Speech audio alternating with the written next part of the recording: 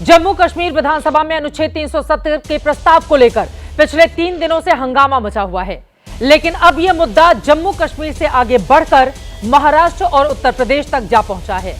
आज महाराष्ट्र की अपनी चुनावी रैलियों में पीएम नरेंद्र मोदी और गृह मंत्री अमित शाह ने जम्मू कश्मीर विधानसभा से विशेष दर्जे की बहाली के प्रस्ताव को लेकर कांग्रेस और इंडिया गठबंधन पर निशाना साधा है।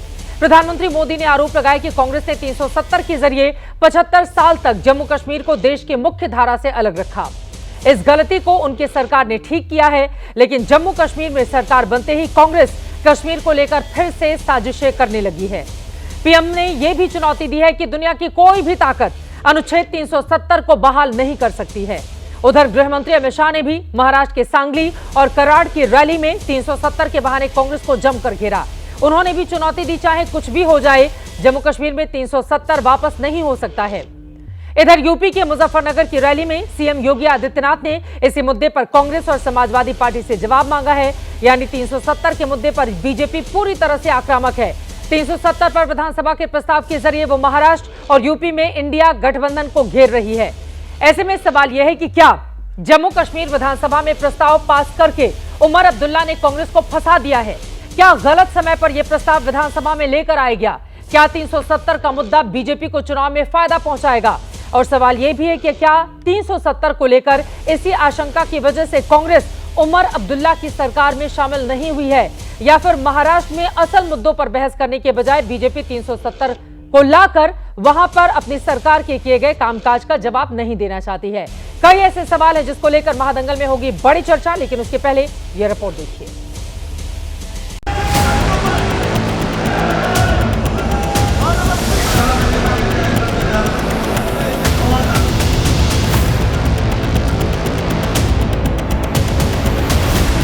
जम्मू कश्मीर विधानसभा में अनुच्छेद 370 पर मचे जोरदार हंगामे के बीच अब इस मुद्दे की एंट्री चुनाव में भी हो गई। महाराष्ट्र से लेकर यूपी तक 370 के नाम पर बीजेपी के दिग्गज कांग्रेस, समाजवादी पार्टी और इंडिया गठबंधन को घेर रहे हैं। महाराष्ट्र के धुले की चुनावी रैली में पीएम मोदी ने कांग्रेस पर साजिश रचने का आरोप लगाया।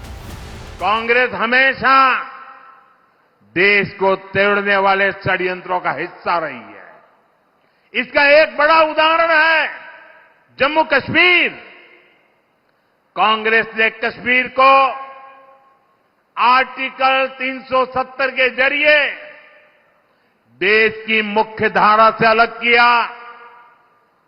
कांग्रेस ने कश्मीर में बाबा साहब आंबेडकर का संविधान 75 साल तक लागू नहीं होने दिया।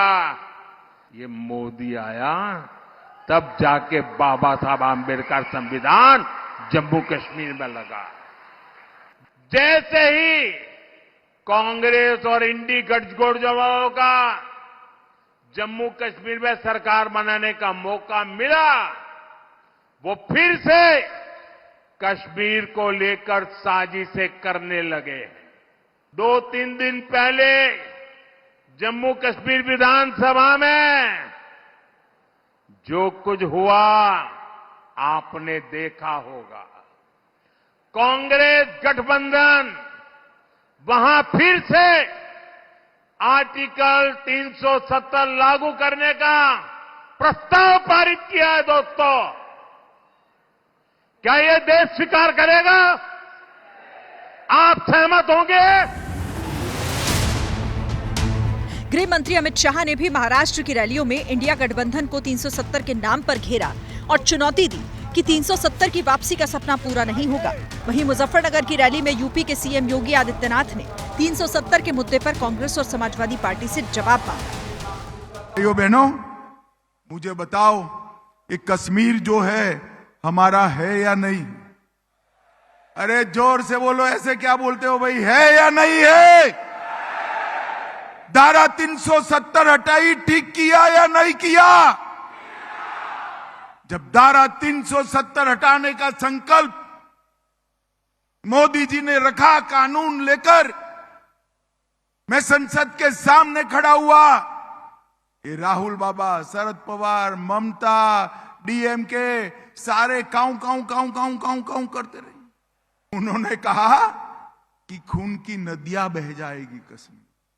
जम्मू कश्मीर विधानसभा के अंदर उस प्रस्ताव को देखा होगा जिसमें उन्होंने कहा है कि हम कश्मीर के अंदर धारा 370 को फिर से बहाल करेंगे। यानी आतंकवाद की जड़ जो धारा 370 है, जिसे 5 अगस्त 2019 को प्रधानमंत्री मोदी जी ने हमेशा के लिए समाप्त कर दिया है। कांग्रेस और समाजवादी पार्टी को अपनी स्थिति स्पष्ट करनी चाहिए कि जम्मू कश्मीर विधानसभा के इस प्रस्ताव पर वो बोले। 370 को लेकर बीजेपी नेताओं के बयान पर इंडिया गठबंधन ने सवाल उठाए हैं। हार की डर से बौखलाए देश के प्रधानमंत्री आदरणीय नरेंद्र मोदी जी और गृह मंत्री अमित शाह जी इधर उधर की बातें कर रहे हैं, जिसका ना सिर है ना पैर है। महाराष्ट्र में आए हो, महाराष्ट्र की बात करो। यहाँ विपक्ष के पार्लियामेंट चलाई, बिल पास किए। सोचिए आप, ये संविधान का विरोध नहीं था, ये संविधान का अपमान नहीं था। उधर जम्मू कश्मीर विधानसभा में 370 को लेकर हंगामा थमने का नाम नहीं ले रहा।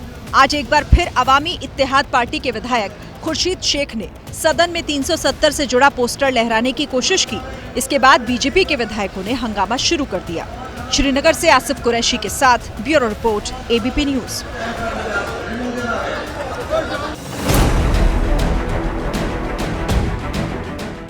अब सवाल यह है, अनुच्छेद 370 क्या बड़ा मुद्दा बनेगा? महाराष्ट्र के चुनाव में जोर शोर से भारतीय जनता पार्टी इसको उठा रही है, कांग्रेस पार्टी को घेर रही है।